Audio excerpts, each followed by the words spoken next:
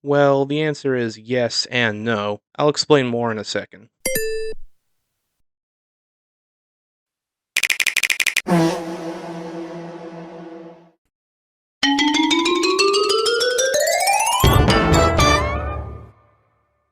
Good morning, afternoon, evening to all. My name's the Casual Capybara, and welcome back to another episode of Casual Cappy Critiques. And today, I'm reviewing the Switch 2. I've been messing around with my Switch for about a week now at the time of recording, and now I want to throw my hat in the ring while the iron is still warm. Don't you mean hot? Yeah, but knowing me and how slow I am, hot ain't happening. So, the Switch 2. The official sequel console to the Nintendo Switch, a huge success after the rough phase of Nintendo. But believe it or not, some people were actually disappointed Nintendo didn't do something completely different. To those people, I ask, Seriously? you ever heard the phrase, if it ain't broke, don't fix it? This is basically all I wanted. The Switch 2 is basically a bigger, better Switch. More on that later. Right now, let's get this ick out of the way. Let's talk about prices.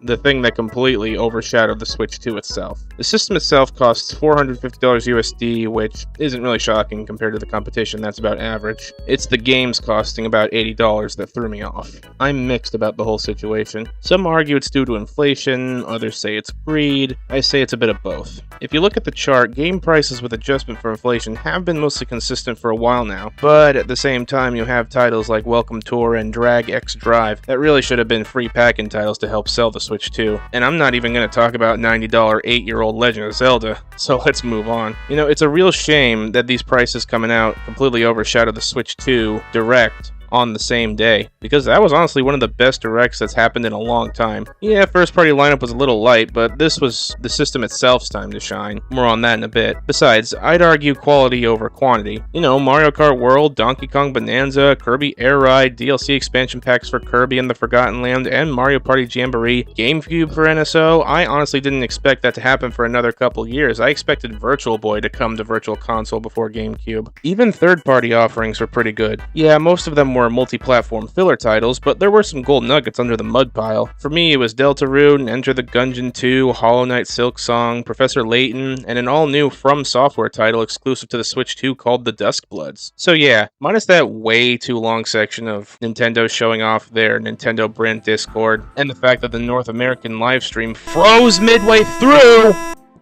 that Direct was arguably the best one in a very, very long time. Okay, now let's talk about the Switch 2 itself. First, the system physically. This girl, she's a heifer. Compared to the prior system, she may have the same thickness as her older sister, but she's got some weight on her.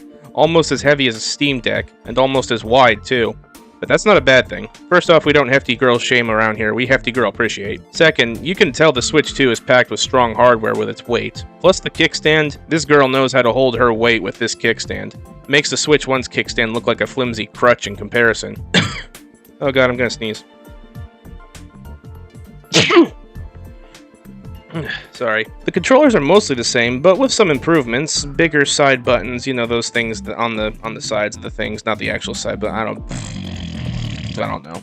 And now the Joy-Cons click to the Switch with magnets. These magnets are really strong. They ain't coming off without a fight. The triggers that release them on the back are nice and stiff. You won't pop off the Joy-Cons accidentally by hitting the triggers. You gotta put some muscle into it. The mouse controls, technically not mouse controls, they're gyroscopic motion controls that simulate a mouse, but they do work. And finally, brownie points for making the Switch 2 backwards compatible with the Switch 1 Pro controller. Now on to the hardware and the Switch 2 itself. First off, the UI. It's not bad, it just lacks presentation.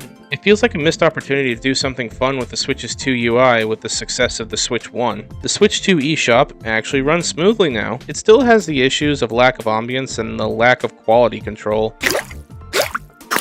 You're right, Steam and Google Play Store have also had that issue, but hey, at least when you're digging through trash, you'll be doing it smooth as silk. As for the technical mumbo-jumbo, I can't be bothered to go into the boring crap. I'll put it on screen, pause if you want to read. All I know is stronger hardware, better specs, better storage cap, higher res, smoother gameplay, backwards compatibility, which is a huge bonus, crank performance, blah blah blah, and yet people still have the gall to complain that the Switch is underpowered. Granted, most of those people who say that are trolls, but it's still very annoying. So the Switch 2 launched with a few titles, all in these new red boxes.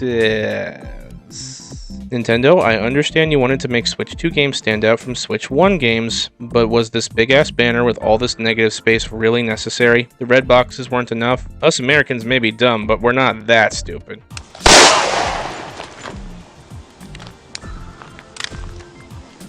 I just f***ing shot myself! Anyways, the games. There were several launch titles, but the big hook was the exclusive one, Mario Kart World, so let's briefly review that.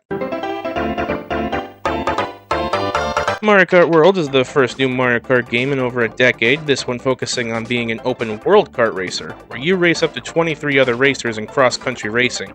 And honestly, it's a ton of fun in both single-player and in multiplayer.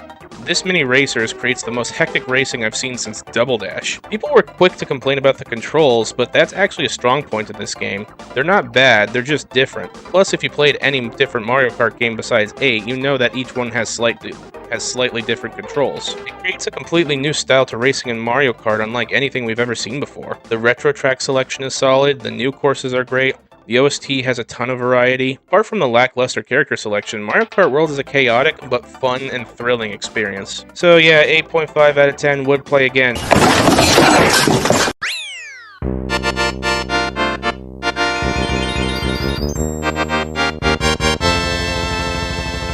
So in the end, would I recommend the Switch 2? The answer is not yet. Say what? Yeah, I waited all day outside of GameStop to get one, because I failed to secure a pre-order, and I can still say you don't need to worry if you didn't get one day one. I only did it because this is my first time investing in a new console on day one, and as much as I like the console, much like any system at the start of its life, it hasn't had time to build up a library of exclusive titles. Mario Kart World is a ton of fun, but it ain't exactly a killer app. But again, Switch 2 is backwards compatible with Switch 1 games, so I am getting my money's worth. So I'll end it by saying, if you really want to Switch 2, at least wait till the real killer app, Donkey Kong Bonanza, comes out next month. I know it's a bit early to say it, but that has some serious Game of the Year potential for me. So after all this rambling with my Switch 2 experience, what do you two have to say to close the video out, Rachel and Mandrake? Seriously, why the hell did we let him ramble on for so long? I don't know. Maybe we should consider Switch being our choice of who to rip on. With all that being said, I am the Casual Capybara. Hope you enjoyed my video. Like and subscribe if you're new. I'm going to keep enjoying my Switch 2, and have a nice day.